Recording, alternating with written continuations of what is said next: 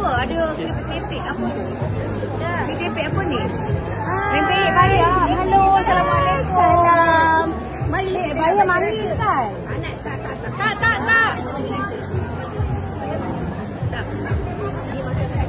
Sedap. Rasa tak?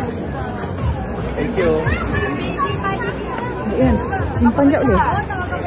British. Kita ada original. Oh, lapar British. Padi tapi pedas. Ada original. Original. Fazura dengan keripik tak boleh dipisahkan. Sebab kadang-kadang kan keripik kan jadi keras kan.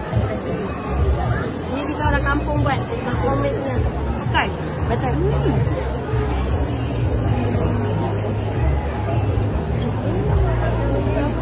Satu. Okey, bisa. Yang ni, yang mana tadi, Masra? Yang ni. Ni. Satu. Yang apa tadi, lemang kan? Lemang makan dengan apa ya? Last day. Dalam dah siap. Okey, ni nak mana? Nantilah last day. Last day. Tak nak beli sekarang? Anak bawa balik. Oh, bawa balik. Dia nak bawa balik, nanti dia beli last day. Dengan apa? Dengan dal. Kacang dal.